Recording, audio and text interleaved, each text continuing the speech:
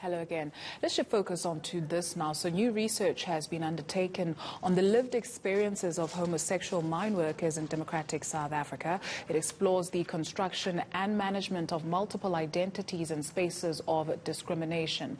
Tshepo Maake looks at this as well as the notion of masculinity being heterosexual in his doctoral thesis. He joins us now via Skype for more. Thank you very much and a very good afternoon to you, Tshepo, for joining us. What drew you to this particular topic? Hi, Dudu. Thank you for having me. It's a master's thesis, actually. Dudu, when I started with my research on homosexual men in the mining industry, I wanted to bring out the voices of black homosexual men in this space because the space is very heteronormative and it's also masculine and patriarchal as well. So you can imagine it can be quite difficult space for homosexual men, and they've been rendered invisible in the space where people don't believe that they are homosexual in the mining industry. So I wanted to bring out their voice and I wanted to bring out these stories so that we can break the silence and hear what homosexual men in the mining industry have to say, understand their experiences from that context. Let's break the silence. You did extensive interviews with 5 participants, looking at them from 5 different mines. In terms of what you were looking for, please share that with us that would have informed your selection criteria for your case studies.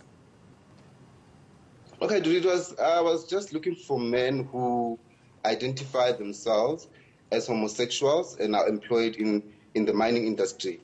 It didn't matter which role they were, which position they were employed in, but I was looking for men who are employed in that space, who have an experience of that space. Yeah, that was just the selection criteria. In terms of age or any other aspect, it was not really a strict criteria. So let's talk about 32-year-old Fili. What's been his experience? What? Sorry? 32-year-old Fili, one of the case studies that you looked at. Let's talk about his experience. Okay, Fili experienced the mine space as not really a very safe space to be homosexual in. You know, he spoke about the difficulties of having to hide his sexual identity within that particular space. And, you know, that's where the link between home, workplace, and friendships come in, where this managing of identity started from home, where he managed his homosexual identity. So he explored his homosexual identity in the darkness and generally portrayed a heterosexual identity. But of course, people assumed that he might be gay, and based on those assumptions were based on how he behaved, because, you know, he possessed some of the qualities that people would say they're feminine. So he was bullied a lot. Not directly, but he would hear what people would say about him. And even when there were meetings, I remember I cited an experience where during a meeting he was called a stabani, and he would laugh it off. And that was, in a way, a coping mechanism with the context and trying to not attract a lot of attention to himself. So to avoid attention, he would ignore the name calling, and even when people talk about homosexuals negatively, he wouldn't comment. So he would keep quiet and just suffer in silence. You know? What of Busi, so a 26-year-old working at a coal mine in Brits? Yes, Busi was also very. His sexuality was not known at all. And to cover it up even more, to cover his homosexual identity and portray a heterosexual image, he ended up engaging with females, getting into relationships with female colleagues, so that other colleagues can be convinced that he is gay. You know, I mean, he's heterosexual. Sorry. So he would portray a mainly heterosexual image, and he would spend a lot of time by himself. He wouldn't engage with a lot of people because he said, you know, when you engage more with people, that's when you run the risk of being exposed. And also, he said, you know, when there are colleagues who are homosexual and people know that they're homosexual, he would avoid contact with them so that they do not, he doesn't attract attention to himself as well. And tell us about Mtabisi, a 30-year-old platinum mine worker. Yes. Mtabisi has similar experiences as well. With Mtabisi, his story is different, that he was also He was known at home. He came out to his family, and his family accepted him.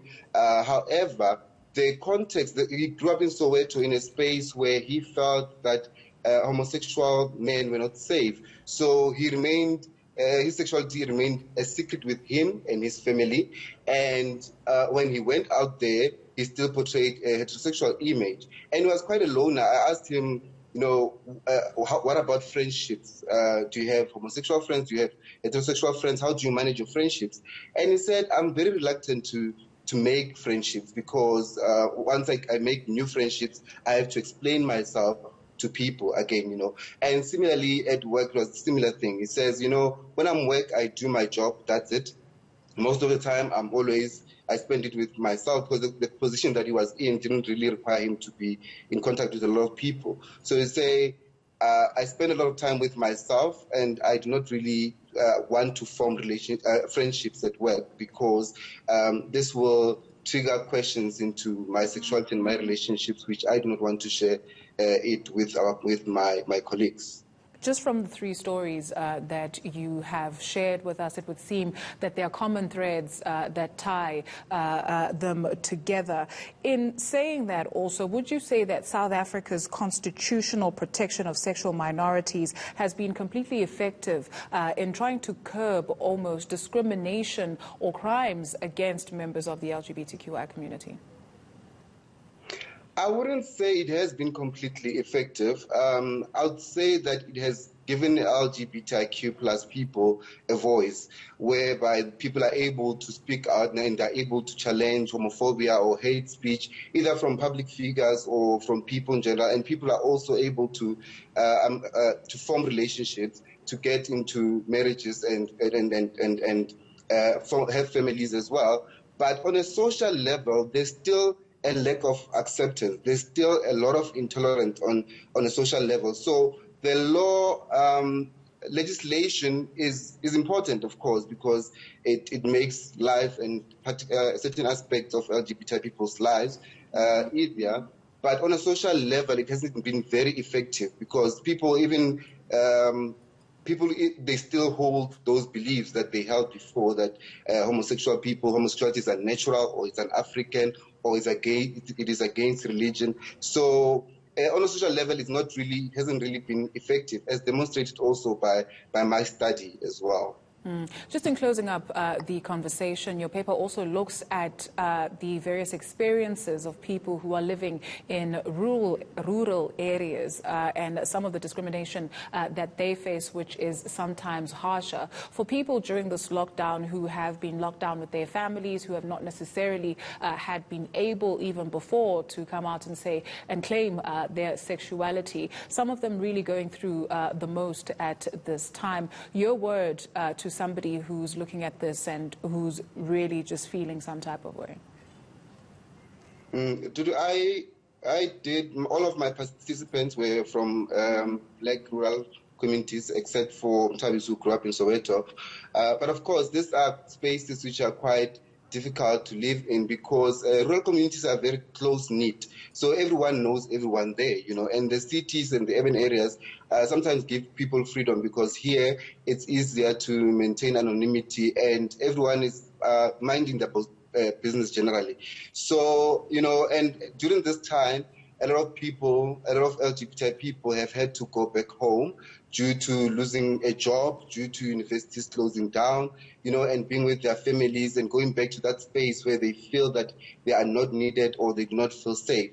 But what I can say at this time, one needs to consider, to really think, to learn about accepting and appreciating oneself. Because I think once you do not blame yourself for being gay, and once you do not blame yourself for how people treat you, it becomes better. And also try to reach out. I mean, the gay friends might not be there, the lesbian friends might not be there, but try to reach out through social media. It can be Facebook, can be Instagram. Try to reach out to other LGBT people, and also check. I mean, universities also have support networks. I mean, UJ has a support network. I know UNISA also has one as well. So trying to reach out to those networks via social media. Tell someone if you're hurting, share it with someone that you are hurting. The people might not be there physically, but those visual relationships can help one. And I think it is also important for one to find something that can take their mind off the space that they are in, to take their mind off the fact that they're in a space where they're not generally accepted, And for the other thing, I would also not really, for safety reasons, I would also not really suggest for one to expose or come out at this time, because if the family space is the only space where you can be at this time, it can be dangerous if you not get the support that you anticipate getting, Tshepo Maake, thank you very much. You did a really fantastic job on that. The last time a study like this was done was in the 1980s and 1990s. So thank you very much for joining us. Tshepo Maake, UJ PhD candidate and sociology lecturer at UNISA.